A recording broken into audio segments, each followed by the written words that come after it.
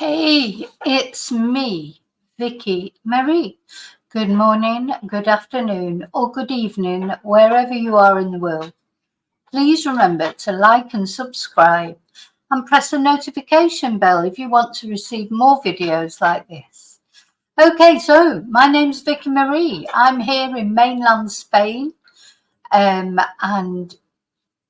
I'm here to tell you a story today about these two little girls. Now we're going back 22 years in the story of Holly Wells and Jessica Chapman, two lovely 10-year-old girls that were taken out of this world by the evil that is Ian Huntley. Now this is a case that shocked the world. So this happened, Holly and Jessica went missing on the 4th of August. So we are 22 years on now to when they went missing. Now, the reason for doing this video is we must never forget Holly and Jessica. We must never forget what evil people like Ian Huntley can do, how they can destroy lives. And we must not let these sort of things happen again. So let's chat.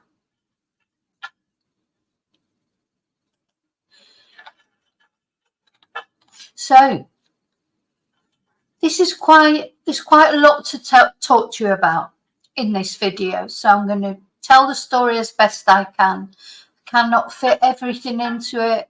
I hope I do Holly and Jessica justice, because that is the whole point of reminding people about them. Remember them, remember their name, remember their faces. Never forget.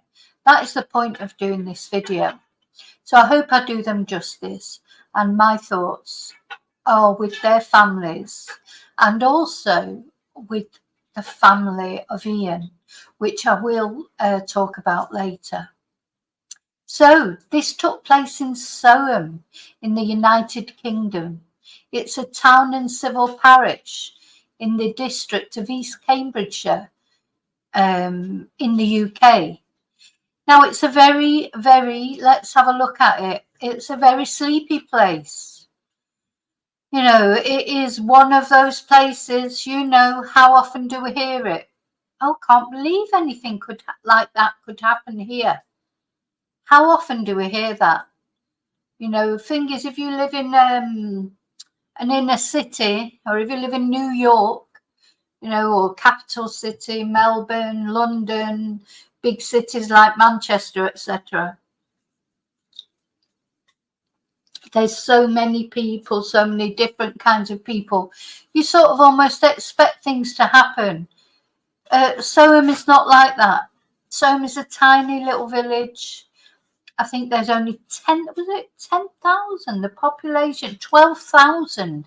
In 2021, the population was only 12,336.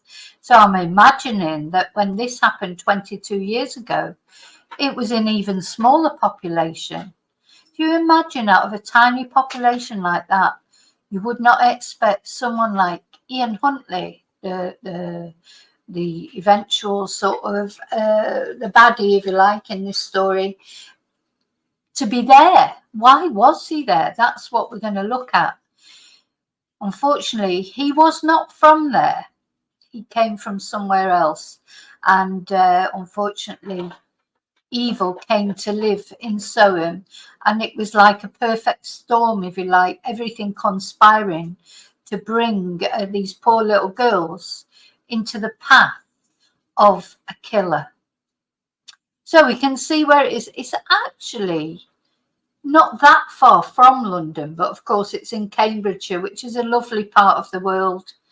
It's like very green. It's just, as I say, it's the sort of place that I'm sure people would say, oh, nothing like that would ever happen here. But unfortunately, of course, it did. So the year is 2022. Sorry, I nearly said 22. The year is 2002. The date is the 4th of August. For once, it's a hot summer in the UK. You know, we don't always get hot summers in the UK, but this particular day, it was a very nice hot summer's day. It was a Sunday. And at 11:45, Jessica Chapman, who was 10 years old at the time, left her home in Brook Street, Soham, for a barbecue at the home of her best friend, Holly Wells. So let's have a look. So it was Jessica who left her home to go to Holly's house.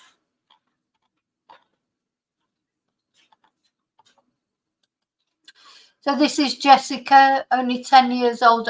You know, maybe she wasn't 10 on that photo, I'm not sure. But, you know, young, innocent, just enjoying life, nice hot summer's day, decided to go and see her friend Holly Wells.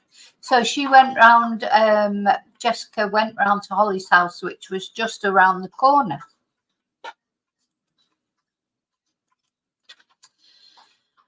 And she told her parents she was going to give her friend a necklace, which was engraved with the letter H.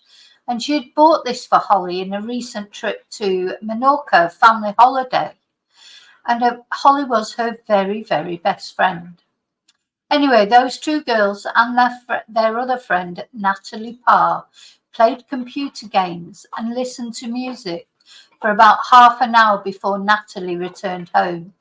And often, you know, I wonder, and I'm sure Natalie has wondered, I'm sure a lot of people have wondered, if Natalie would have stayed with the girls, would there have been a different result? Or would Natalie have become a victim as well? You know, we just, obviously we don't know, but it's like there's moments in life, isn't there? You know, decisions that people make. Maybe the decision to go home, the girls, the decision to go and buy some sweets. Just split-second decisions that we make in our lives that just can change the course of it completely. Anyway, by 3:15, both the girls had changed into distinctive Manchester United football shirts. One was Holly's, the one that Holly was wearing, and the other one belonged to her older brother, Oliver.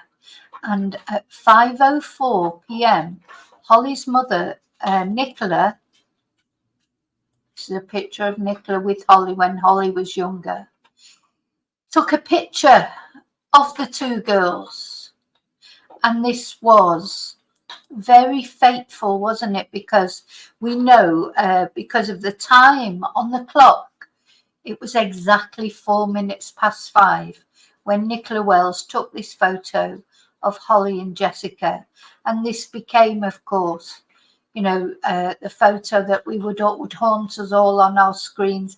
Even David Beckham, who was playing for Manchester United at the time, ended up joining in the appeal to find these girls, because shortly after this, Holly and Jessica vanished.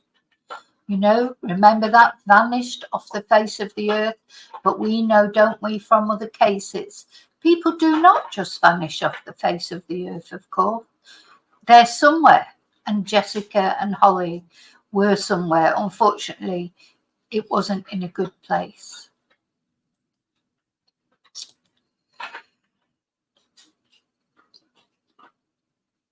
After they'd had that photo taken, they returned to playing upstairs in their house round about 6:10, and they also ate dinner with the other guests. I do believe the photo was taken of the Manchester United shirts was taken after dinner, and then around about 6:10 they went back playing upstairs in Holly's bedroom. Then at 8 p.m, Nicola Wells, Holly's mum, entered her daughter's bedroom to invite the girls to say goodbye to their guests.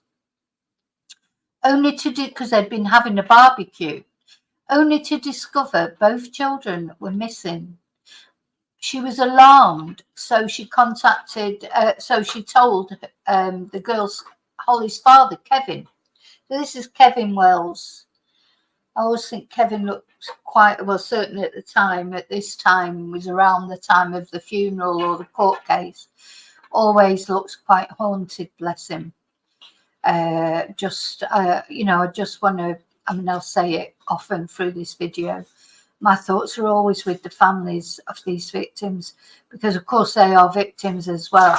And I just don't know how they manage, to put one foot in front of the other. And Kevin in particular, he sort of seems to have tried to deal with it by setting up, by doing positive things. He reminds me a bit of Gabby Petito's father, Joseph Petito, who set up the Gabby Petito Foundation. People deal with grief differently. Some people go very within themselves. That's what I've noticed since I've been covering true crime. And other people just have to do something with their pain, with their anger, but something positive. And I think Kevin is one of those. He's set up bereavement groups, etc., and tried to make something positive out of the loss of his daughter. Okay. So they searched the house and nearby streets, and then came up the curfew. Their daughter had a curfew of 8:30, so no matter what, she always had to be in by 8:30 p.m. That curfew time came and went. So Nicola phoned Jessica's parents, Sharon and Leslie, to ask if the girls were there, only to learn that they too were worried because their youngest daughter had not returned home.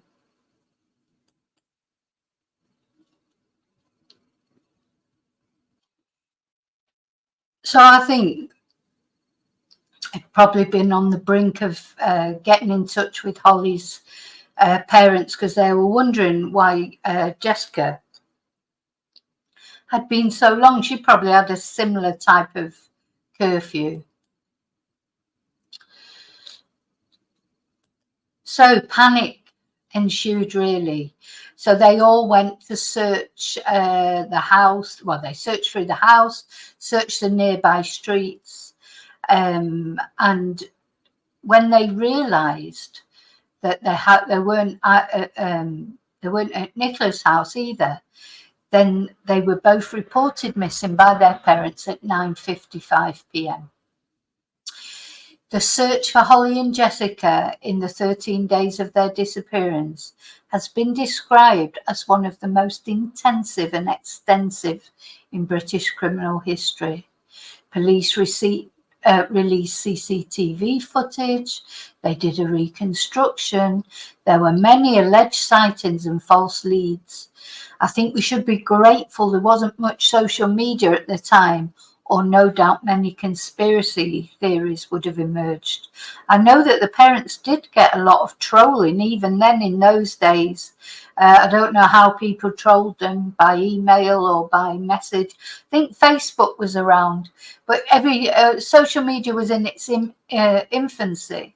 So, I still will never understand why people feel that they have to be horrible to families, bereaved families, or families with a missing child or a missing loved one without any justification. I really don't understand that. Anyway, let's have a look at the photos of the CCTV. So it was known that they'd gone to the local shop to buy some sweets because this was it's very haunting, that, isn't it? Just, nobody around. There's the two little girls going off to buy their sweets innocently. Oh my God. It's just, you just want to reach out and pluck them out of that picture, don't you? Send them back home. Go home. But unfortunately, that's where they were. So the police knew that that's where they'd gone. They knew more or less where they'd gone, but after that they did not know. And the police immediately felt that the girls had been kidnapped, and there were many reports of people having seen them. You know, as you do get people, well-meaning people normally, that think they've seen them or they've seen somebody like them, etc. Now let's have a look at the reconstruction. This is very sad as well, though, very emotive. To see these girls looking so much like Holly and Jessica, and also just how tiny they were, really, in their football shirts, going off to buy some sweets, best friends, you know, having had a lovely day, lovely Sunday, hot summer day barbecue, having had a great day. Two child actresses retraced the last known movements of Holly Wells and Jessica Chapman from Holly's home via quiet back streets to Soham High Street. The two 10-year-old girls went missing last Sunday evening, and police believe they're still alive. This afternoon, the small Cambridgeshire town came to a standstill. Yeah, because the police were convinced that they had been kidnapped. And so there was still a possibility that they might be alive. But you can see this little village, you know, it's a tiny, sleepy little village. Where did they go to? Still, as friends and relatives retraced the girls' route. Police. Now, I think this is supposed to be, whether it actually is Ian Huntley's car when they did this reconstruction. This was a week after they disappeared, I think. But anyway, not sure. Hope the reconstruction will jog someone's memory. Two child actresses retraced the last known movements of Holly Wells and Jessica Chapman from Holly's home via quiet back streets to Soham High Street. The two 10-year-old girls went missing last Sunday evening, and police believe they're still alive. This afternoon, the small Cambridgeshire town came to a standstill as friends. So you notice that Jessica, I mean, obviously this is the actress playing Jessica, but she had braids in her hair because, of course, she'd just been on holiday and she'd had braids done, bless her. And relatives retraced the girls' route. Police hope the reconstruction will jog someone's memory. So it truly is awful, isn't it? Because these were two little girls living their best life, you know, literally having a great time, as they should be doing at 10 years old, carefree, enjoying their time together. You know, just disgusting, actually, that was taken away from them, and also their future was taken away, not only from them, but of course taken away from their parents as well. Anyway, Holly and Jessica's parents appeared at a press conference to make a public appeal. And let's have a look at a photo from that.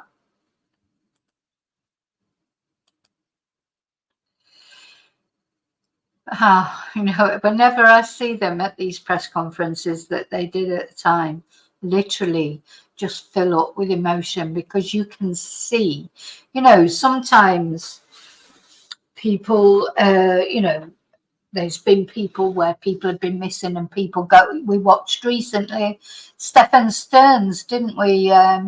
You know, talking about Madeline Soto after she disappeared. You can so tell the difference between genuine grief, like you can see here, just in their faces. They're haunted. They, I call it blasted with grief. Grief does blast you, you know, when you're, and I think it's worse when you don't know what's happened to someone, because what will have been going through their families' minds then, even worse than after, when you know that they've been found deceased, because at this particular time you wouldn't have known what's happening to them now. You're hoping that they're still alive, of course, but what's happening to them? Are they being abused? You know, are they safe? Are they happy? Are they crying? Are they crying for you? You know, what what can you do to help them? You must feel helpless, because your instinct as a parent, of course, is to help your child.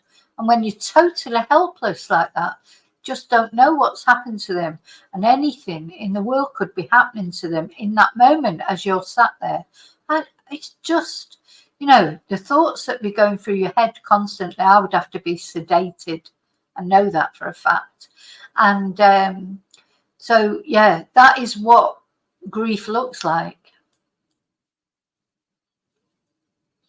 You can just see the difference between, and my heart just goes out to them at that time. That must have just truly been just the worst time. And don't get me wrong, of course it was horrible, because eventually the poor girls were found deceased, and that's awful. But I do think this, wondering what's happening to them. I mean, you still have some hope there. That's the only thing. You'd still have some hope that they might be found alive. But all the same, you would just be constantly going over in your head what was happening to them. In that moment that you were sat in the police conference, what was happening to your daughter? Were they crying for you, etc.? Absolutely. Just, unimaginable. How awful to have to go through that. Anyway, amongst all the false sightings, I'm not going to go, there were loads of false sightings, there were loads of false alarms, but we won't go into all those, because it just go on too long, to be honest. But also, it's not important to the final result. Amidst all these false sightings, the police's attention had turned to the last person who saw them, and that, of course, was Ian Huntley. And Ian Huntley was the caretaker at local college.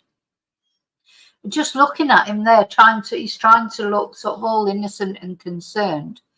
But I know we've got the benefit of hindsight, but you look at it and it just doesn't, it all looks false, doesn't it?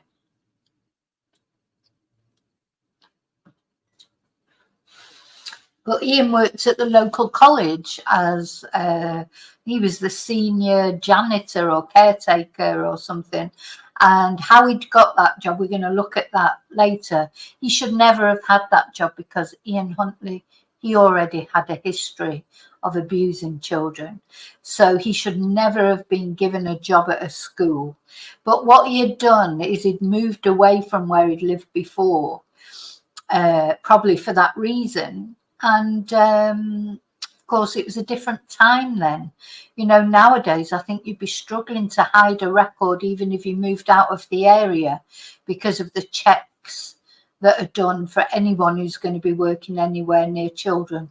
But unfortunately for Holly and Jessica, these checks were not done in this particular instance.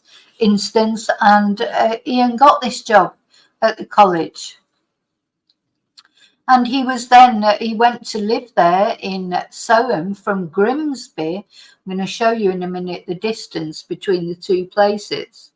And he had informed investigators on the 5th of August that he had a brief conversation with both the girls on his doorstep the previous afternoon.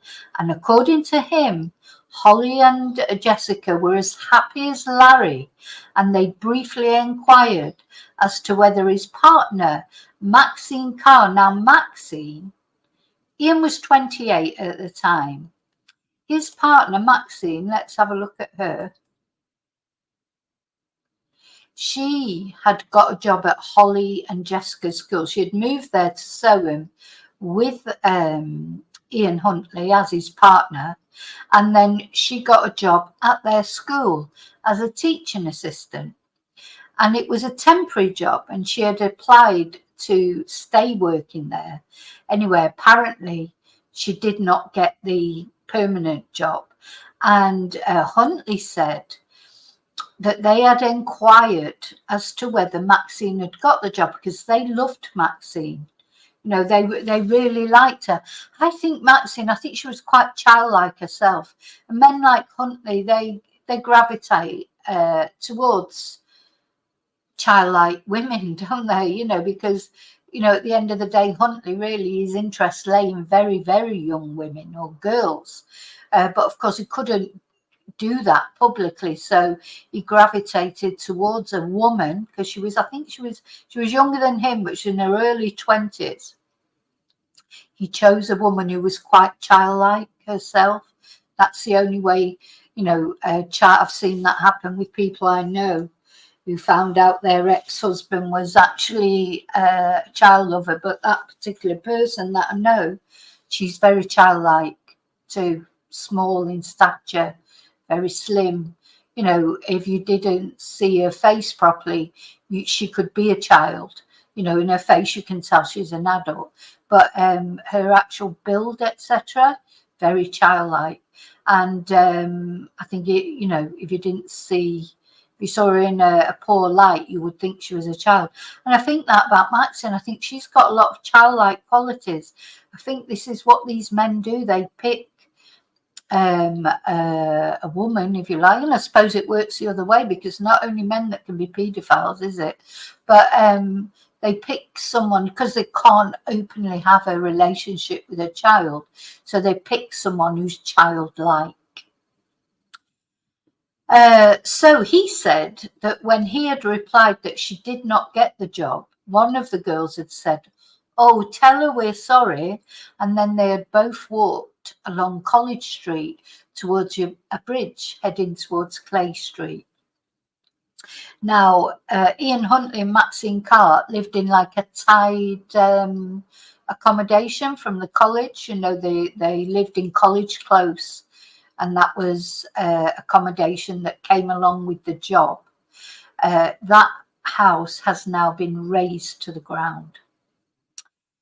So who were this couple and how had they ended up living in Soham?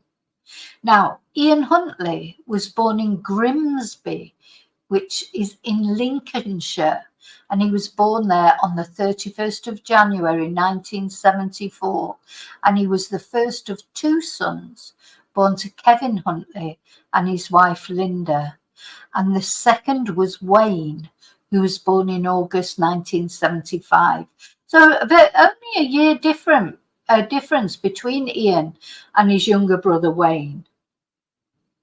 Now let's have a look.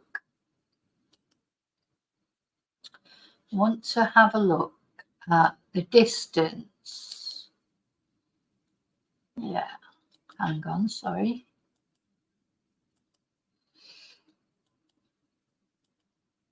So here's Soham. If we go into this, can I make it bigger? Lincolnshire is here. Grimsby is here, just near the Humber River.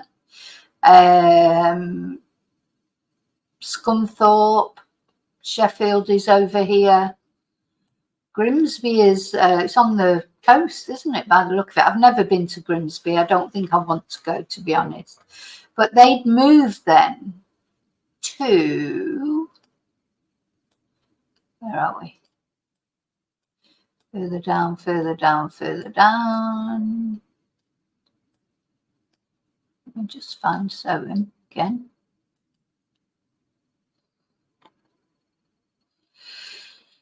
Oh, sorry. Here we go. So yeah, they'd moved from Grimsby, which is up here. See if I can get them both up on there. So and Grimsby was up here, wasn't it? There. See if I can see them both on there. Struggling to get the two of them on there. I think there's Soham.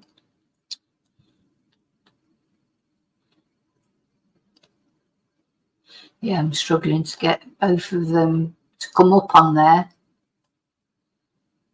But I think you get the idea. So here's Grimsby. They'd moved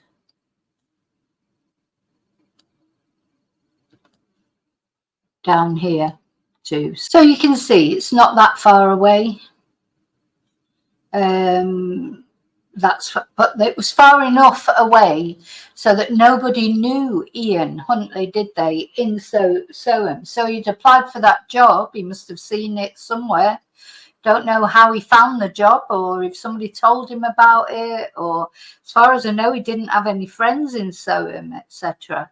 But, you know, and they moved down there. So nobody knew him there because, you know, it was all getting a bit heated for him where he was up in Grimsby because of the offences he'd committed there, which we're going to look at in a moment.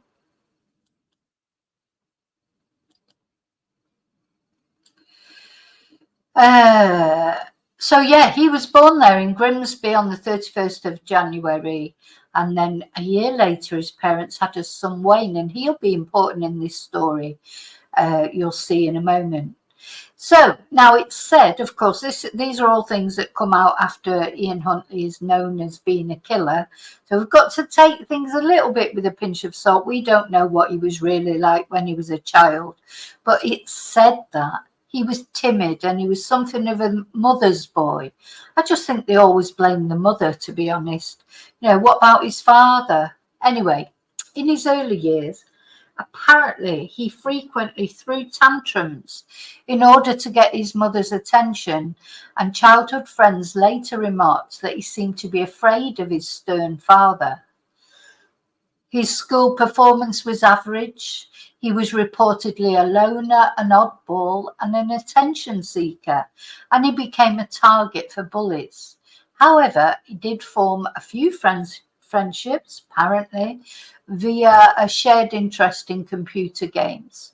Now, the ironic thing is he loved football, and guess who he was a supporter of? Manchester United. I think that's a terrible irony in the view of what those poor girls were wearing that day. Anyway, he joined the Air Training Corps in at the age of 13, and that fueled an interest in aeroplanes. Now, he'd had an interest in aeroplanes ever since he was a child, and he did consider a future career with the Royal Air Force, and he developed a hobby of plane spotting.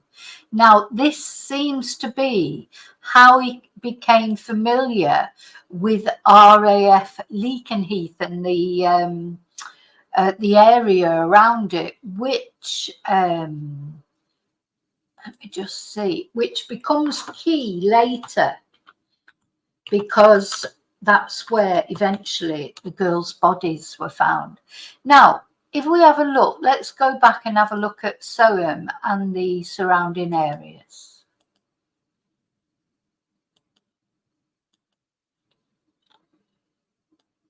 So we can see Soham there and Lakenheath.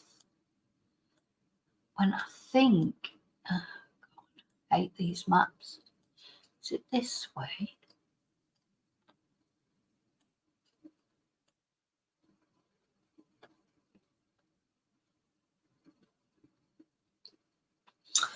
Oh, Kingfisher's Bridge Nature Reserve. Sorry, I'm getting distracted. I mean, I think this would be a beautiful place to visit. Now, where is Lakenheath? Newmarket. It's a little bit of a way away. It's not right on the border. I think it's up here somewhere. There it is.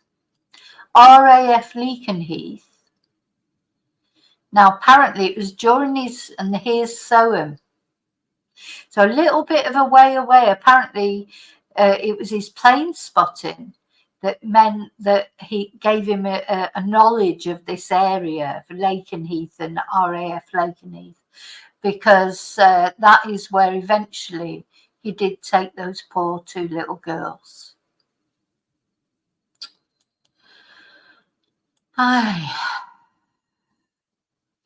Anyway, he formed several relationships with girls. He fancied himself as a bit of a ladies' man, apparently, but each of these girls was at least 1 year younger than himself, and none of these relationships lasted longer than a few weeks. So he finished his schooling, he had 5 GCSEs, he chose not to enroll in college, and he decided to find employment. So he worked in a succession of menial jobs, but he seldom held any job for long either. He was scrupulous about his personal appearance and personal hygiene, and thought he was quite successful with women. In 1994, in June, he started dating a local girl, 18-year-old Claire Evans.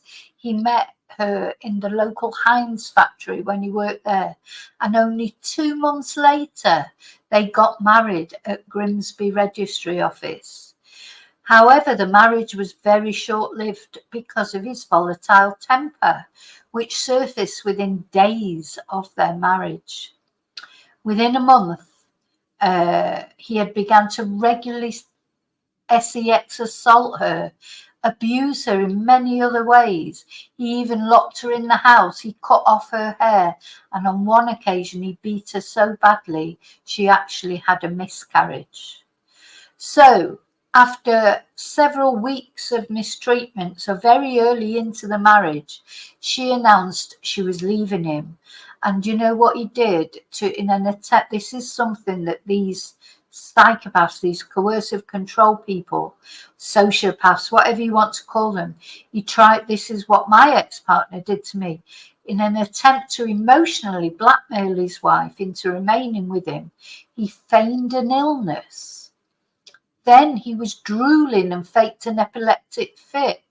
This was a distraction tactic he later employed as well when he was accused of Holly and Jessica's murder. And we'll see that this was his way, wasn't it? This was his way of detracting from what Twonky was to, pretend he was ill. Try and make her feel bad for leaving him. But oh my God, that was the best thing this woman ever did. Claire, you did so well to get away from this guy. But unfortunately for Huntley, things got a little bit even more worse because Claire started a relationship with Wayne, his younger brother, a year younger, and they eventually got married. And Ian Huntley never forgave his brother Wayne and never forgave Claire for what he considered, of course, was a betrayal. But maybe he should have thought that maybe if he wouldn't have, cut her hair off and battered her and done all those awful things that he did to her, maybe she wouldn't have left him for his brother. Maxine was also born in Grimsby on the 16th of February 1977, and she had met Ian Huntley in a nightclub in Grimsby in 1999 when she was 22 and he was 25. Now, the age difference between 22 and 25, it's not much, is it really? But I do feel that Maxine is quite a childlike person. Anyway, again, Ian Huntley was supposed to have been emotionally abusive during their relationship, but regardless, they later got engaged. They moved in together just 4 weeks after meeting, and then they relocated from Grimsby to Soham when Ian Huntley got that job at the local college. I mean, how did he get that job?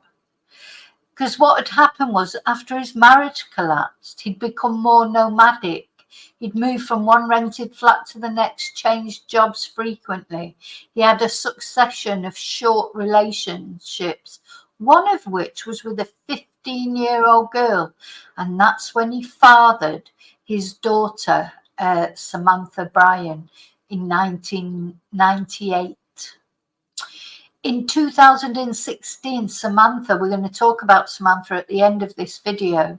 Samantha found out in 2016, she revealed that she accidentally discovered the identity of her biological father while she was working on a school project. Could you imagine that?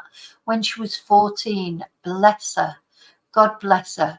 And we'll be hearing from Samantha later. She's going to tell us her own story. A subsequent inquiry revealed that between 1995 and 2001, Ian Huntley had sexual contact with 11 underage girls, ranging between 11 and 17 years old. This man was just like an accident waiting to happen. Well, it had already, not an accident. He was going out hunting young girls. He was grooming them. He was having sex relationships with them.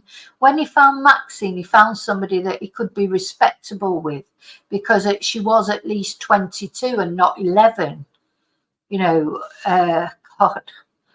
Oh my God, what an awful man. So, although there had been he hadn't, up to now, he hadn't actually killed anyone. He was going down a slippery slope, wasn't he? I mean, he was only in his 20s and he'd already done all this. That's why he moved from Grimsby to Soham.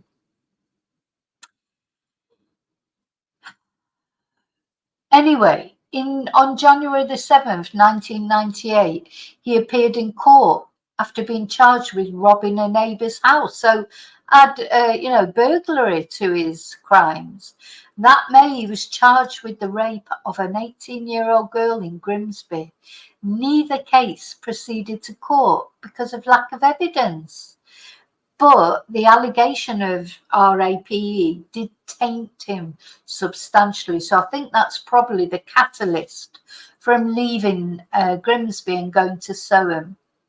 But his record, well, he wasn't convicted of those two things, but nothing ever came to light when he applied for this job. Meanwhile, Maxine Carr became a teaching assistant at St Andrew's Primary School, and that is where she met Holly Wells and Jessica Chapman. She was their teaching assistant, and the terrible stage was set for what was going to happen. So what had happened on that day, on the 4th of August, unbeknown to their parents, the girls, at around 6:15 p.m, the girls had left the Wells house without informing anybody, deciding to buy some sweets from a vending machine at the local sports centre. And when they were returning home, they'd walked past Huntley and Carr's house on College Close. Now, he must have thought it was Christmas when those girls came up. That's how I feel. I feel like he felt he was entitled to do something to those girls, because reputedly Maxine was in fact visiting her mother in Grimsby, and they'd had a terrible argument on the phone. So it sounds like they had quite a volatile relationship. I mean, I've read things that Maxine was, doing other things she shouldn't have been doing, but I don't know. It doesn't matter really. It still doesn't give him a reason to get so angry that he murdered two 10-year-old girls. But I think it's generally accepted that he was seething with anger and jealousy. And then who popped up? Holly and Jessica. And he just focused all his anger, all his hate on them. In my opinion, that's what happened. It's like this, I hope there is a sliding doors world out there somewhere where those girls didn't go past his house, they just went home, they carried on their lives. Maybe there is. Maybe there's a parallel universe somewhere where Holly and Jessica, did do that. I'm sort of a half believer in that. If you look at the size of the universe, it's not unreasonable to think that maybe that is the case. I hope so. But unfortunately, in this world, in this universe that we live in, or this world that we live on, they did. They went past his house. They must have entered in some sort of conversation with him. Now, it's possible that he was outside the house at the time washing his dog, like he said he was, because I don't think the girls would have gone up and actually knocked on the door. But, we'll never know that. Only Ian Huntley knows what actually happened, and he's not talking. So he evidently lured the girls into the house somehow, and he told them, he did admit that he told them that Maxine was in the house, in the bath, when actually she was visiting her mother in Grimsby in Lincolnshire. So we don't know the exact events, but investigators do believe that some of his claims in interviews are true.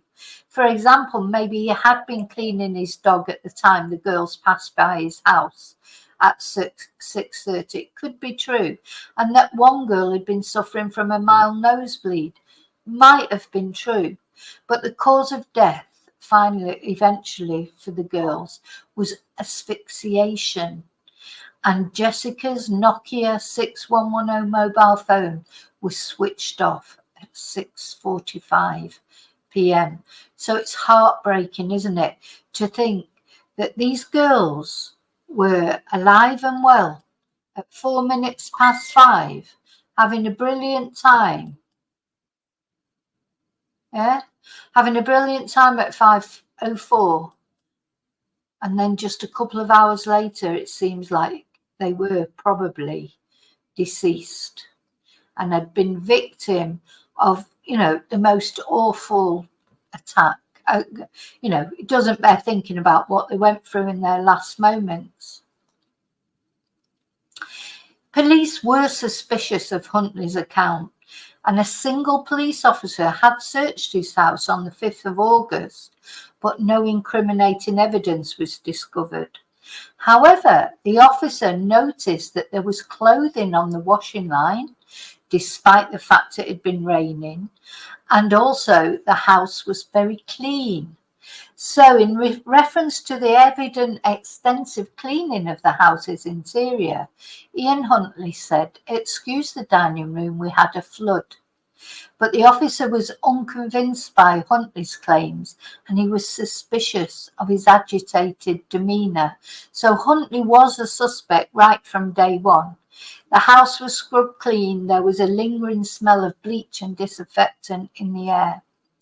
And interviews that both Huntley and Carr made with the journalists that had gone to report on these missing girls were suspicious, and even the journalists, their spidey sense was tingling, because it's not only police, of course, that get instincts, but journalists do too. When they've been doing, crime reporting for a long time, they get an instinct, don't they? They get like a spidey sense, and this had happened in this instance. So let's have a look at their interviews.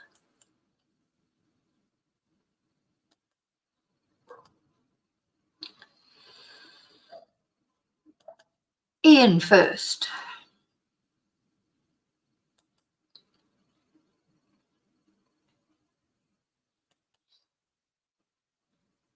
You're the school caretaker.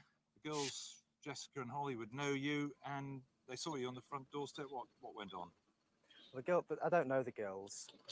So notice he's very careful at the beginning to say, "Oh, I don't know the girls," but later, when he and Maxine were being interviewed, and they asked Maxine if the girls would have known about stranger danger, he jumped right in and said, "Oh, well, Holly probably would have gone quietly, but Jessica would have put up a fight." He's not supposed to know them. Don't forget, he worked at the college. He didn't work at the school. He supposedly never met them. And yet he jumped right in and said, "Oh, well, Holly would have gone quietly, but Jessica would have put up a fight." Well, nobody knew that more than him, did they? I stood on the front doorstep grooming my dog down. She'd run away and come back a bit of a mess. They just came across and asked how Miss Carr was, as she used to teach them at St Andrews. I just said she weren't very good, as she hadn't got the job. And they just says, "Please tell her that we're very..."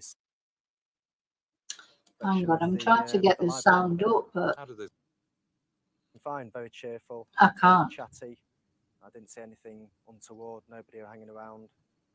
Just seemed like normal, happy kids. Safe and well. Yeah, absolutely. And you may, as it turned out, have been the last person to actually chat to them before they vanished.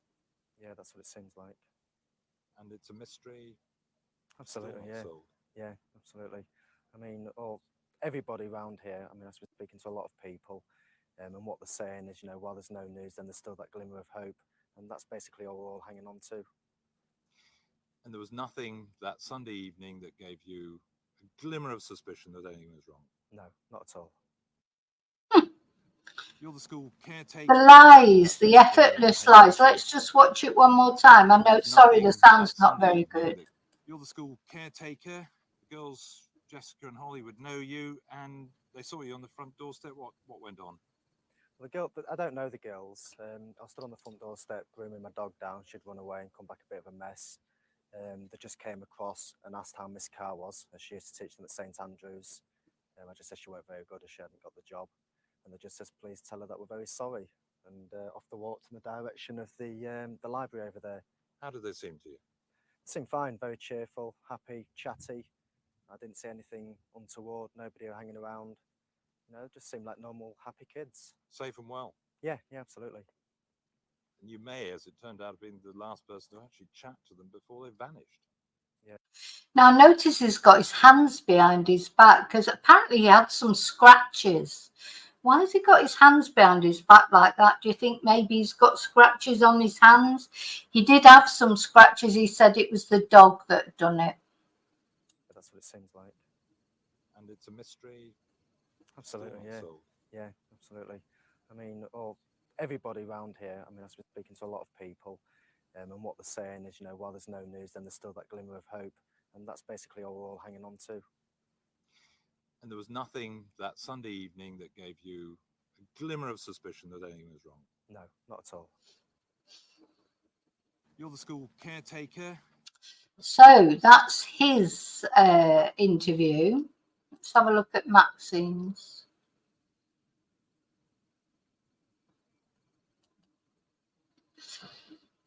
Hopefully you can hear her a little bit better.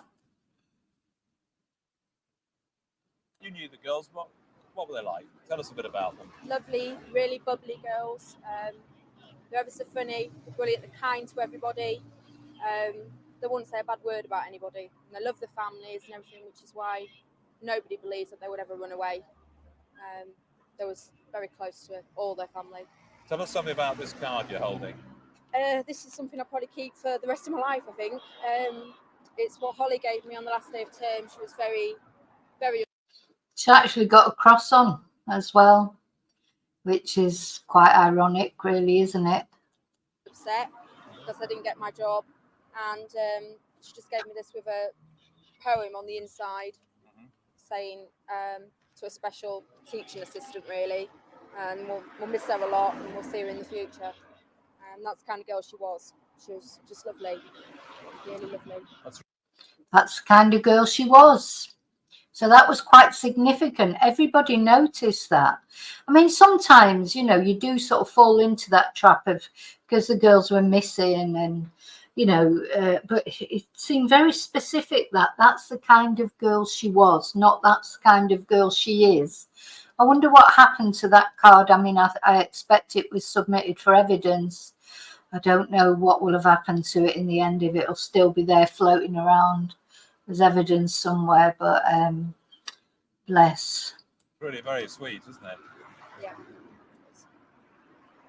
Any thoughts tonight? I mean, 11 days is a long time. I mean, if they could see you now, what would Maxine Carr say to Holly and Jessica?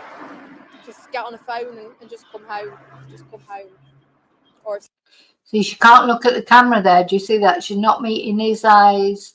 She's not meeting the camera's eyes. You know, wouldn't you? You'd just look straight at the camera and you'd say, come on, Holly and Jessica, if you can, please get on the phone, try and, or, you know, you'd direct that. That's an appeal. She cannot look the camera in the face or the journalist. Somebody's got them. Just let them go. It doesn't matter where you let them go, as long as you just let them go and let them come home. I will always think she knew then that they were dead. She didn't have anything to do with them being killed, but I don't think anything will ever convince me that she did not know. You can see it in her face. I'm sure she was really sorry about it, but let's just watch it again. It's just my opinion, that's all. I don't know. She wasn't found guilty. You knew the girls. What Well, was it not like? of Tell us a bit about them. Lovely, really bubbly girls. They're ever so lying. funny, brilliant, they're kind to everybody. They wouldn't say a bad word about anybody. And they love the families and everything, which is why nobody believes that they would ever run away. They was very close to all their family. Tell us something about this card you're holding. This is something I'll probably keep for the rest of my life, I think. It's what Holly gave. Do you see what I'm saying about Maxine being quite childlike herself? I think that's what will have attracted someone like Ian Huntley to her. She's quite childlike, and also she was probably easily manipulated. With me on the last day of term, she was very, very upset because I didn't get my job, and she just gave me this with a poem on the inside, saying to a special teaching assistant, really. And we'll miss her a lot, and we'll see her in the future. And that's the kind of girl she was. She was just lovely, really lovely. That's really very sweet, isn't it? Yeah. Any thoughts tonight? I mean, 11 days is a long time. I mean, if they could see you now, what would Maxine Carr say to Holly and Jessica? Just get on a phone and just come home. Just come home. Or if somebody's got them, just let them go. Doesn't matter where you let them go, as long as you just let them go and let them come home. You knew the girls. What were they like? Yeah. Tell us a bit about them. Lovely. Again, we'll probably never know the true story. Only Maxine knows. Well, and Ian, of course, whether she knew more or didn't know more. Let's have a look at another interview now. So this is another journalist talking about what struck him as strange about Ian Huntley.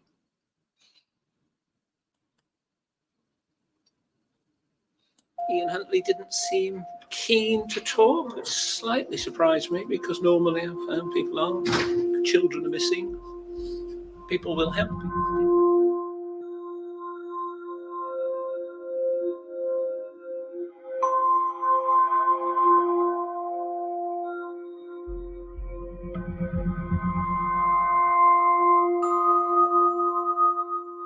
And the first thing that seemed strange, I remember quite distinctly, was that I asked Maxine if at school they'd done stranger danger.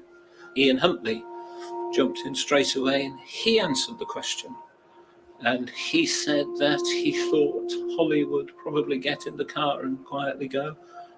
But Jessica wouldn't. She'd put up a real fight and put up a real struggle. That's obviously what happened. How would he even know that? Could not know that he didn't know them. He's 48 now.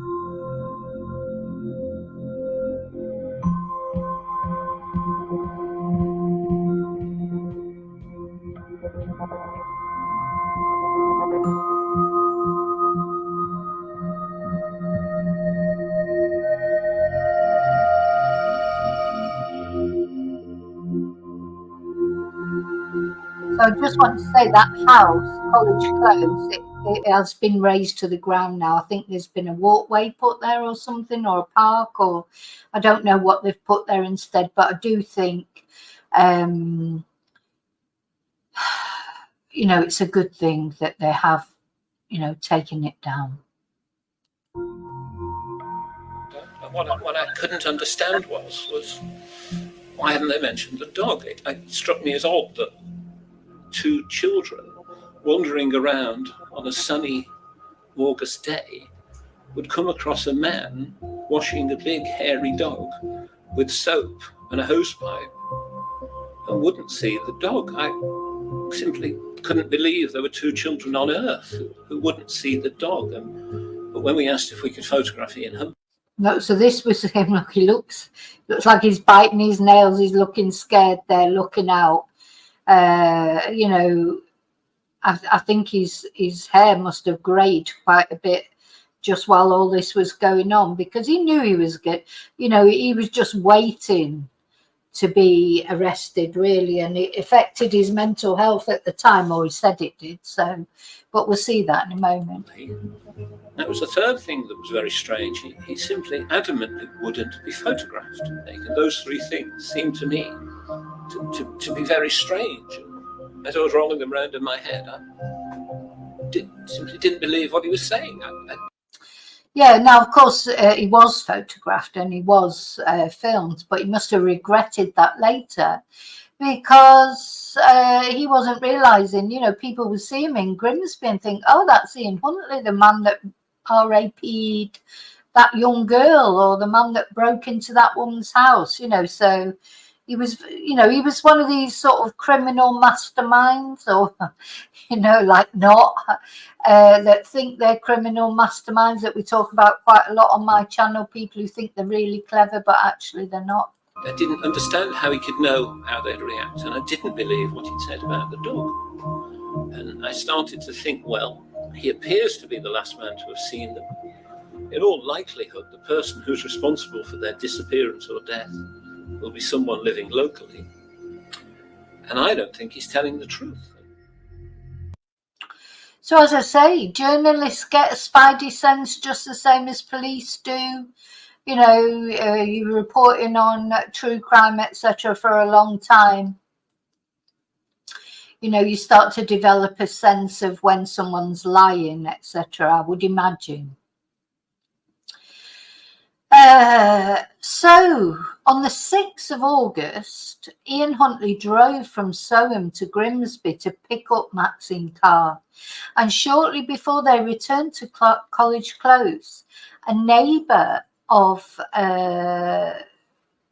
Maxine Carr's mother saw the couple standing at the rear of the vehicle with the boot open, allegedly. According to her, a pale, shaking Huntley gazed into the boot for several moments while Maxine Carr stood alongside him, her head bowed and weeping. And when Huntley became of the neighbour's presence, he closed the boot abruptly.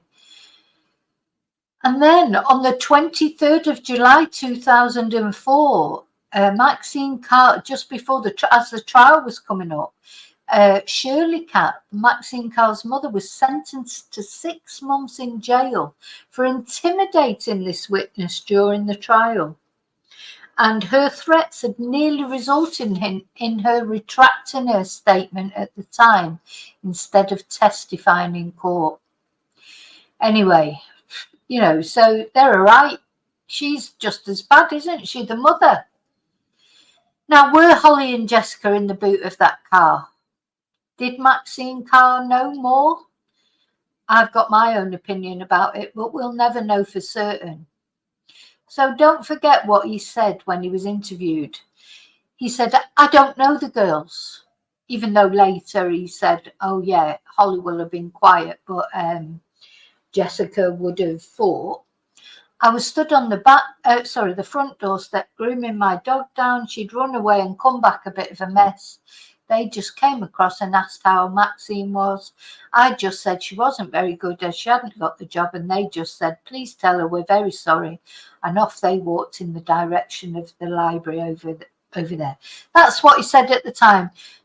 Ian Huntley's changed his story over and over again. In the end, he did admit that they came into the house, etc. I'm not going to go into all the changes of his story because that, again, would just go on forever. He changed it that often. Only he knows the real truth. So, as time went on and suspecting the children had been kidnapped, investigators questioned every registered sex offender in Cambridgeshire and neighbouring Lincolnshire. But of course, you know, Huntley should have been one of them, but he was from Grimsby and he hadn't been actually convicted.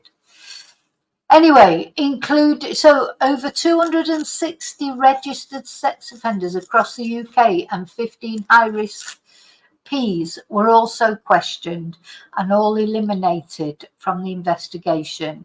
They investigate the possibility they may have met someone they'd contacted via a chat room, but that was soon ruled out.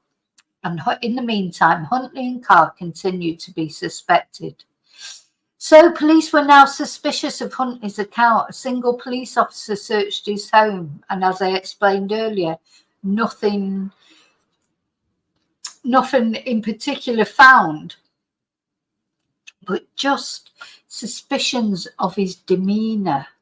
And he was asking police questions such as, how's the investigation going? How long does DNA evidence last for before it deteriorates? And also, one of the officers observed 3 vertical scratches on Huntley's left jaw, each measuring approximately 3 centimetres, which he claimed the dog had done. Anyway, on the 16th of August, 12 days after the children's disappearance, they were questioned by the police for approximately 7 hours. They each provided witness statements and were placed in a safe house. By this date, police had received information from several Grimsby residents who had recognised him in his interviews and recalled that he'd been accused of RAPE years earlier. Others said as well that, contrary to her claims, Maxine Carr had been in Grimsby on the night of the girl's disappearance and was not at home in Soham as she was claiming to the media. And then at about 12:30 p.m. on 17th of August, a 48-year-old gamekeeper named Keith Pryor discovered the bodies of both girls lying side by side in a 5-foot deep irrigation ditch close to a pheasant pen near the perimeter fence of RAF Leakenheath in Suffolk, 10 miles from Soham, or more than 10 miles. So he had noticed an unusual and unpleasant smell in the area several days earlier, and he decided to investigate the cause. And something I want to say here is those girls had been posed. They'd been posed, and that is a sure sign of a fledgling serial killer. So when they were found, they'd been missing for 13 days. So obviously they were in an advanced state of decomposition. Also, in an attempt to destroy forensic evidence, someone had attempted to burn both bodies. Now, Huntley later said that it was Maxine who told him to do that. Again, that's probably something we'll never know the truth of. So obviously investigators rapidly deduced who they were and that they had not died where their bodies had been discovered. And numerous hairs later determined to belong to one of the girls was discovered on a tree branch close to the location of the girls' bodies. So the following day, a press statement was released, and the police said they had to do formal identification, but they were as sure as they could be it was the girls. Now, bearing in mind, during this time, as they'd been being interviewed, Carr had said quite a lot about the girls, Maxine Carr. So she had discussed them as Holly being the more feminine of the two, Jessica more of a tomboy, and Jessica apparently seldom wore a skirt. And Maxine Carr had said that Jessica had expressed a desire to be her bridesmaid at her own future wedding, and saying that Jessica had said she would wear a dress for that occasion. Dear me. Anyway, by the second week of the children's disappearance, Huntley had begun to lose weight and was displaying visible signs of insomnia. He was getting increasingly anxious, and his erratic behaviour and apparent distress led to him being prescribed antidepressants on the 13th of August. Then, on the 16th of August, my birthday, at the Soham Village College where Huntley worked, in a bin in a hanger, the charred remains of the girls' football shirts were found. And I do have a photo to show you of that. So now the bodies had been found. Now the shirts are so sad, isn't it, to see that? So these were found in a hangar at the college that Huntley was the caretaker of. And he had told the police, when the police first searched the college, he told the police he didn't have a key, which obviously patently he did have a key. So fibres recovered from these garments were a precise match to samples retrieved from Huntley's body and clothing, as well as from 5 college clothes, and his fingerprints were recovered from the bin. His Ford Fiesta was examined, and this revealed the car had also been recently extensively cleaned, but traces of a mixture of brick dust, chalk and concrete of the same type used to pave the road leading to where the girls' bodies were discovered was found around the wheel arches and on the pedals. A cover from the rear seat was missing, and the lining of the boot had been removed and replaced with a section of household carpet. So then they're arrested. The police, after the discovery of the children's clothes, they finally arrested Ian and Maxine. Both were initially arrested on suspicion of abduction and murder. During initial questioning, Huntley refused to answer questions and appeared evasive, confused, emotionally detached, occasionally drooling during police attempts to question him in an effort to feign mental illness. So this is a bit like what he did when his wife left him. And this left police with no option but to refer him to a mental hospital to undergo a psychological evaluation. By contrast, Maxine Carr quickly confessed to detectives she had lied about her whereabouts and her partner's actions on the 4th of August. And she said that she claimed that Huntley had said to her in a phone call to have seen the 2 girls and that he admitted they had been in the house. And he said the children came into the house to sort out the nosebleed. He claimed Jessica had sat on their bed as he had helped Holly control the bleeding from her nose before both girls left the home. He said he had been falsely accused once before and he would be again, and he claimed this would make him have a nervous breakdown. That, according to Maxine, is why she agreed to, go along with his false story.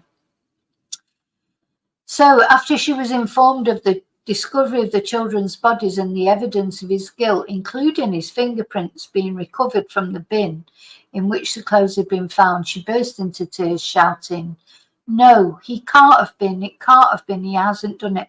This reminds me a little bit of Stefan Stearns and Madeline Soto's mother, Jen. I don't think Jen had anything to do with Madeline's death or even the hiding of her body, but it's like she was in denial. She believed. It's hard to explain, isn't it, how these women can be so stupid. That is it a result of years of coercive control. I mean, Ian was abusive towards Maxine. He had a history of being abusive towards all his partners. So maybe just ground her down so much. I don't know, or maybe she genuinely did believe him.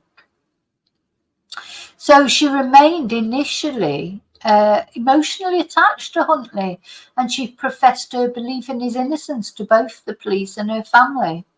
So he was charged with 2 counts of murder while he was in Rampton Secure Home Hospital. And anyway, finally, he was released from the hospital, and Carr was also charged with attempting to pervert the course of justice and 2 counts of assisting an offender. Now, while she was on remand in Holloway Prison, she regularly inquired as to his welfare, and she wrote several letters professing her love for him. She only severed contact with him in December 2002 during the trial. So the jury deliberated for 4 days before reaching their verdicts against both defendants. On the 17th of December 2003, they returned a majority verdict of guilty on 2 counts of murder against Huntley, and he was sentenced to life imprisonment with a minimum term of imprisonment to be imposed by the Lord Chief Justice. Carr pleaded guilty to the charge of perverting the course of justice and not guilty to the charge of assisting an offender. The jury accepted her insistence that she had only lied to the police and media in order to protect him, because prior to their arrest she had believed his claims of innocence. As such, she was found not guilty of assisting an offender, and she was only sentenced to 3.5 years in prison for perverting the course of justice. She is now free, and she has been free for a long, long time. And it's said she's now married with children of her own. However, her identity is protected her. So now he could. Ian Huntley did not receive a lifetime tariff, but the judge, Mr. Justice Moses, announced that he must remain in prison till he's served a minimum of 40 years. So no parole eligibility till 2042. So he's unlikely to ever come out of prison. I mean, he'll only be 68 then. I mean, it's, he could still have another 10, 15, 20 years in him. But I think the idea is that he won't ever come out. So he avoided eligibility for a whole life tariff, as the passing of the Criminal Justice Act 2003 was 1 day after his conviction, thus taking effect on the 18th of December and only applying to murders after this date. Now, I think it's fair to say that he's not had a great time in prison. He's been attacked many times. He's tried to take his own life at least once. I'm not going to go into all those things, but good. I'm glad he's pretty miserable, to be honest. Maxine was released on probation from Her Majesty's prison. I can't say Majesty as far as Charles is concerned. Foston Hall Prison on 14th of May 2004 after serving a total of 21 months imprisonment. And that included the 16 months she'd been detained while on remand. So she actually only did 5 months. Is that what they were saying? Anyway, she was given a secret identity to protect her from threats of attack from vengeful members of the public, in addition to being provided with a new home. Oh my God, in an undisclosed location. So you can work really hard all your life and then you're in danger of being homeless, no help for you. But you do what she's done, you come out, you get given a new home.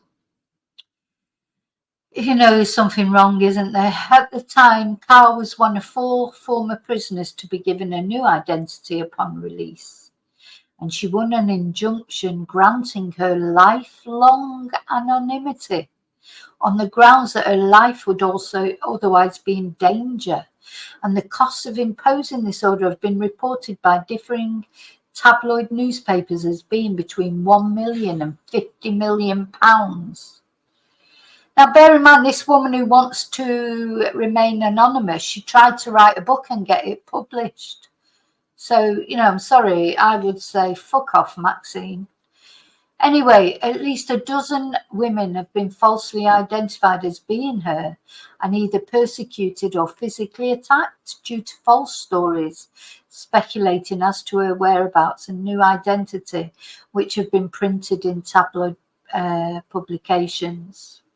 So, shortly after her release from prison, Carr and her family contacted a Tyneside-based publishing company with a view to publishing her autobiography. Fuck off. Gosh, sorry for the language, but I'm so angry about that. How dare she? And then she says she wants her anonymity. Oh my God, but she wants to make money out of it. She wants to her life story, she was only 22, 23. Oh my God, what have you done in your life, Maxine? Oh yeah, you've helped in the murder of 2 young girls. If that's not really something to publicise, fuck off. Sorry, but really, fuck off. Anyway, luckily they withdrew their offer after a feature on BBC Radio Newcastle prompted scores of complaints from the public. So Huntley has been attacked many times in prison and has attempted to take his own life on at least one occasion. He's said to be a shadow of his former self. Let's hope so, because as I say, when Holly and Jessica were found, they had been posed. I think this is a sure sign that Ian Huntley would have carried on offending, not only sex attacks, but murders. He got a taste. He was getting a taste for it. He enjoyed it. I think he enjoyed the limelight as well afterwards. As far as Maxine's concerned, I don't think she'll ever offend again. I don't think she's a danger in that way, but I do feel that she knew more about this. So to finish in this video, I just want to talk a little bit about Ian Huntley's daughter, Samantha Bryan. Now, let's have a look at her with some positivity. We've always got to try and find some positivity. So this is Samantha. Very beautiful. She does look like Ian, I think. But, you know, she's got all his feet, but they're all put together in a nice way with her. I suppose that's her mum's input. So this is Samantha. Now look at this picture. So this is Ian Huntley with Katie, her mother. Now, remember, I don't know if you watch my channel on a regular basis, you'll have seen that I've, you know, done videos about twonks like him before. This with the arm around the neck, to me, it's a dead giveaway. If I'm telling you, if you're a girl or a boy, really, if anybody, if your partner, when they put their arm around you, that's how they put their arm around you, not round your waist, not holding your hand. But look at that. That is, you are mine. That's not, I love you. That's not, oh, come on, let's get close. Oh, that is, you belong to me. You belong to me. And I've seen so many photos, and I've experienced this many, many years ago when I was young. With well, I was young as well, maybe 13, 14, with a boyfriend who I can still remember his name was Benny. Whenever we were walking along, he would always put his arm around me like that, round my neck, you know, and I used to, why is he doing that? But yeah, that is a sure bad sign when somebody, that is not a sign of affection. It's not a sign of love. That's a sign of possession. If you have a boyfriend or a girlfriend or who does anything, that's how they demonstrate touching closeness. You want to try and get out of there quick, because that's not going to end well. It's not going to end well.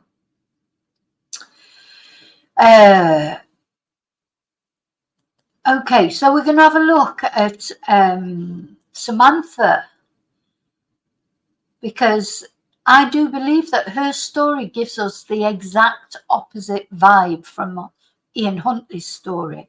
Hers is an example of bravery and resilience, not of sort of hate and abuse and, you know, cruelty. And that, of course, the same for that, bravery and resilience, is Holly and Jessica's families. Their stories are of bravery and resilience as well.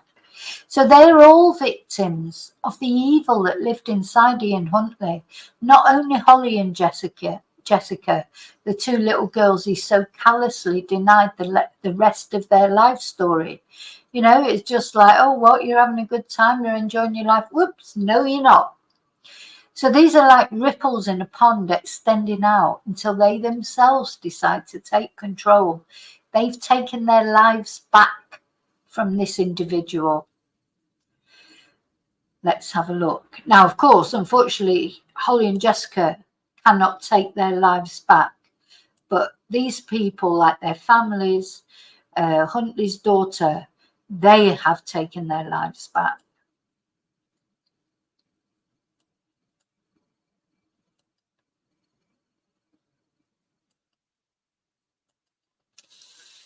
This is his daughter, bless her. What he did was unthinkable. Absolutely no forgiveness at all.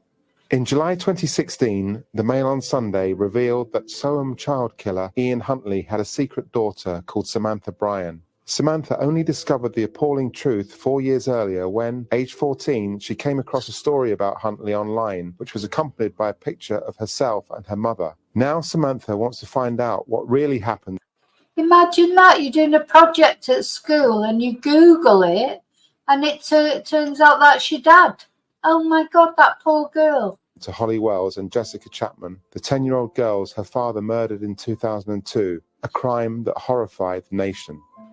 I decided to write to my biological father, Ian Huntley, because it's now been 20 years since his conviction, and I believe that it is time that he finally told us the truth about what happened to Holly Wells and Jessica Chapman. My fear is that he will take the truth to the grave with him. Closure is a big word, but I think in just letting people know what happened might help in some way. I don't think he should ever be freed. What he did was unthinkable, and for that I don't think he deserves to be let out. Absolutely no forgiveness at all. Being Ian Huntley's daughter has impacted my life in many different ways. My childhood was hugely impacted by this. My relationships, work, friendships. I suffered nightmares from when I was... I just can't imagine how that would feel for this poor girl to find out that her father was Ian Huntley. You know, it's bad enough for some children know right from the get-go, don't they? But to find out like that, it just must have been awful. But she just comes over as so lovely, so mature. You know, how did he manage to produce her? I was young up until this day. You know, I have people shouting at me in the street or confronting me in my workplace about who my father is, or wrongly mistaking my mum for Maxine Carr. It's had a very big impact. I think about what happened to Holly and Jessica far more often than what people would think I do. To not know what really happened, it deeply upsets me, and I can only imagine how not knowing the full truth impacts not just myself but the families as well. When his case came to trial, Huntley suggested the girls' deaths were accidental. His refusal to tell the truth has left Holly and Jessica's parents in a torment of uncertainty as to what really happened in their daughter's final minutes. When I was 11, that was when I found out who I thought was my biological father wasn't. My mum sat me down on her bed and explained to me that I had two dads and that my biological father was a bad man, and at the time that was all I was really aware of. I was 14, I believe, when I was sat in class. We was Googling the crime rates in the area, and that's when I saw the article come up. I didn't pay any attention to the article until I saw a very blurred out photo of me and my mum. And straight away I recognised the clothes that we were wearing. And I remember very clearly having that photo taken. And so I left school, I went home and confronted my mum about it, and she told me that that was who my biological father was. God. If she'd have told me who he was when I was sat on her bed at 11, it would have been far too much for an 11-year-old girl to take in. So I am glad that she tried to keep it as hidden as she could. Yeah, I feel for her mum, because how do you tell someone? You know, just so difficult. When is the right time? You know, she sat her on her bed and told her that her dad was not her biological dad. But then how do you turn around then and say, well, no, your biological dad murdered two 10-year-old girls and was a serial sex offender and probably would have ended up being a serial killer? How do you tell that to someone? Anyway, she was lucky that she never had anything to do with him, because I tell you what, if they would have remained together and he wouldn't have, you can imagine that he's a man.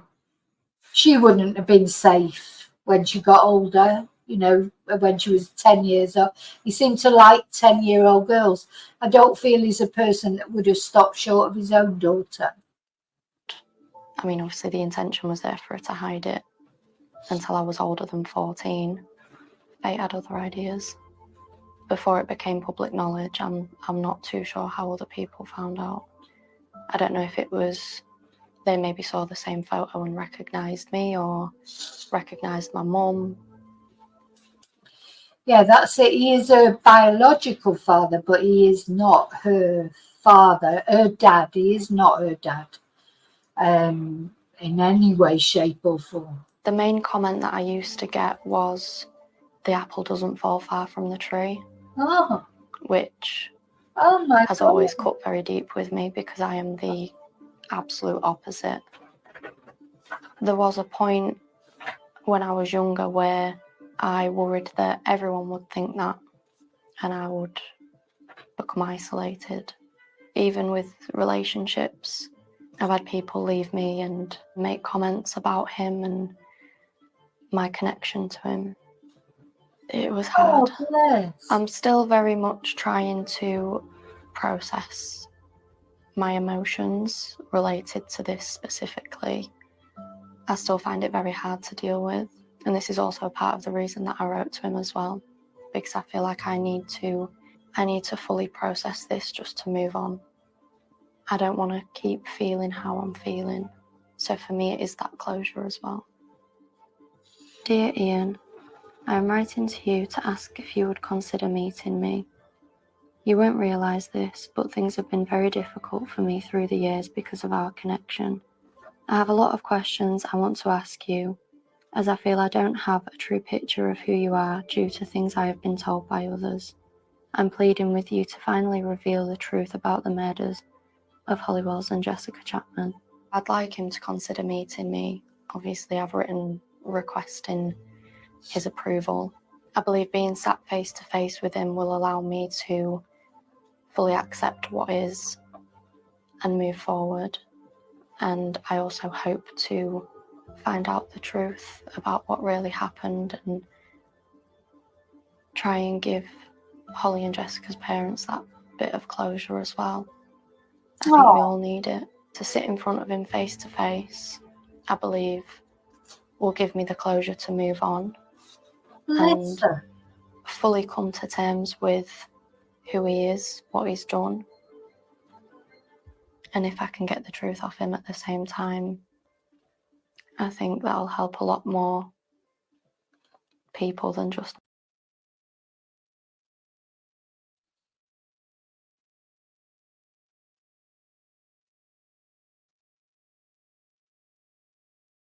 Oh, okay, I think that's the end of it.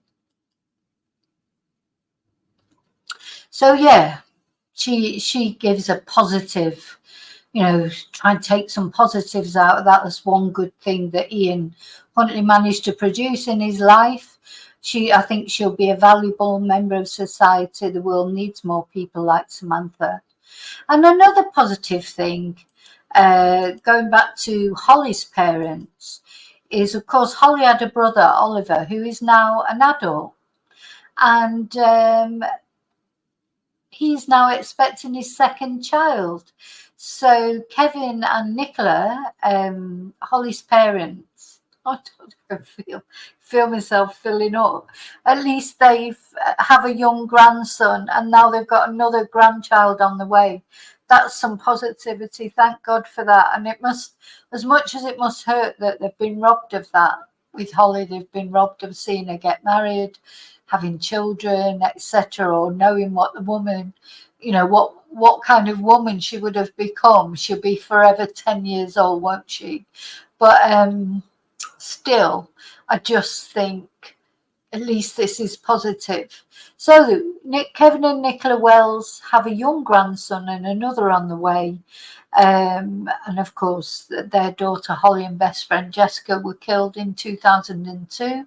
Mr. Wells is walking the Great Wall of China to raise cash for bereavement charity. This is what I mean. Kevin is just, he's just put all his energy into doing other things. That's his way of coping. And in a rare interview, he said, "We will never forget Holly, but life does move on." It does. Life, it carries on, doesn't it?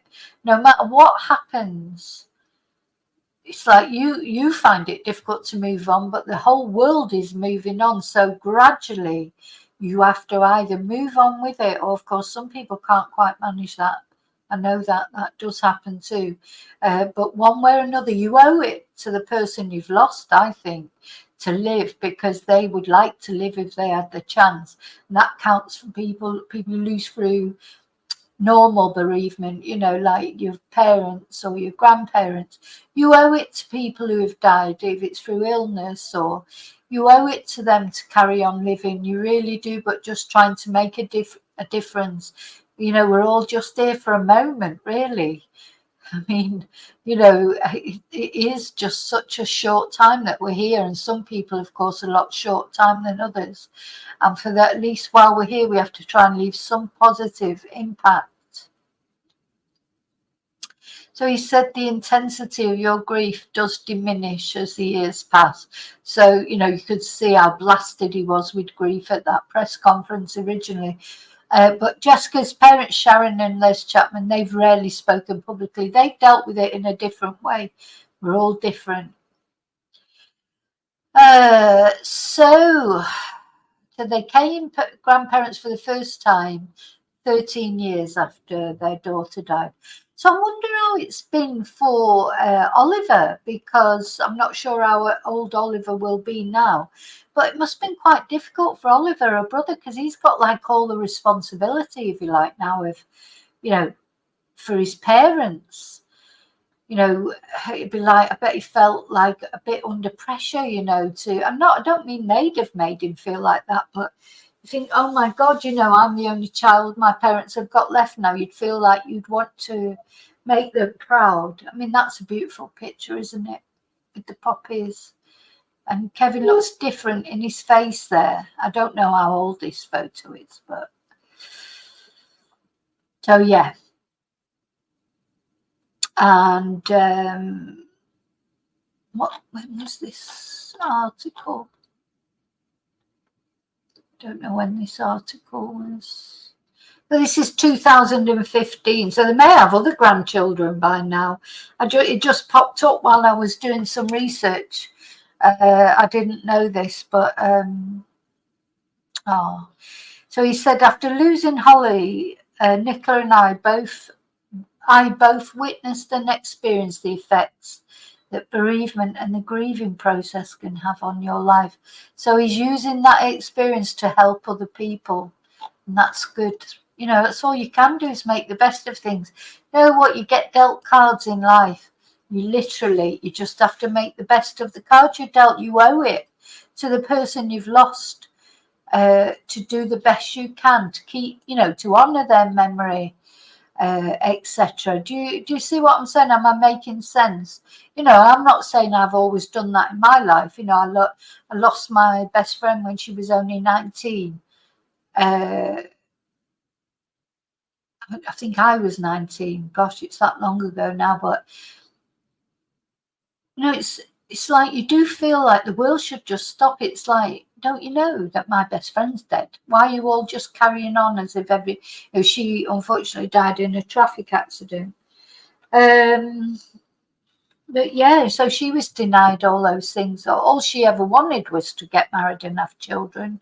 She was denied all those things, but not for the same malevolent reason. It was a traffic accident.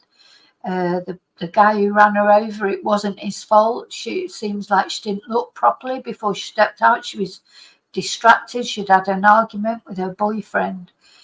It's a bit of a long story, but it is, you know, I do talk about that in my book, Confessions of a Spanish Teacher, because obviously that was a massive, had a massive impact on my life. And, you know, since then, for a long time, I couldn't look forward to Christmas because it was coming up to Christmas. And she had been looking forward to Christmas so much. It was all she was talking about. And she never got to see that Christmas. And in fact, that was the day that the her parents had to make the decision to turn off the life support machine, actually on Christmas Day. So for a long, long time, I couldn't even look forward to Christmas. And I don't think that changed till I actually had my son, because children obviously make you look more forward to Christmas, don't they? You know, but these things affect you, but you shouldn't let, because no, I'm talking to myself now. I think I'm telling myself off because I don't always make the best of every day or make the most of life. And but really, for Elaine's sake, you know, I should, because I'm lucky I'm here and she's not. So anyway, I'm getting all a bit philosophical now. So yeah, all those, the family and his daughter, they're victims of the evil that lived inside Ian Huntley. And not only the two little girls that he callously denied the rest of their life story. Ripples in a pond, as I said earlier, extending out.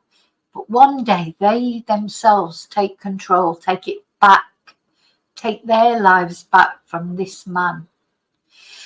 So that's a very sad story of the Soham murders. 10-year-old Holly and Jessica, forever 10.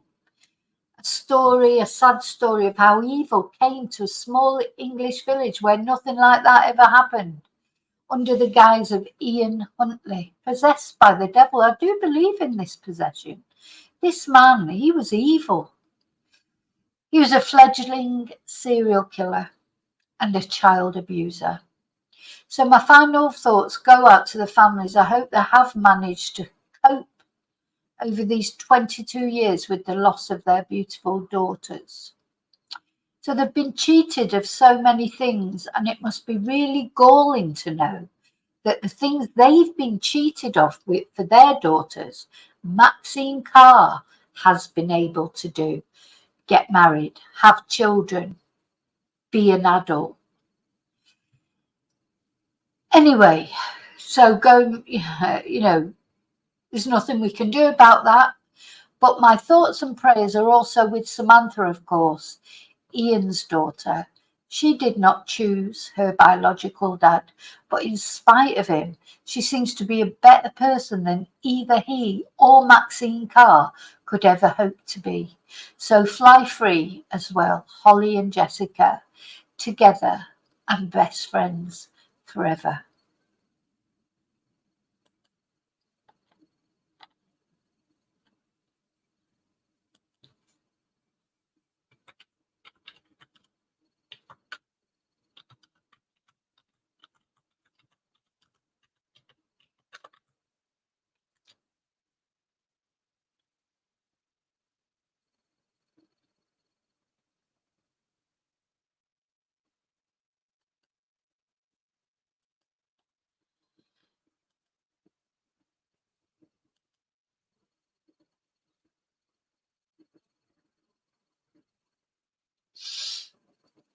And I will see you really soon, as always, in the next video.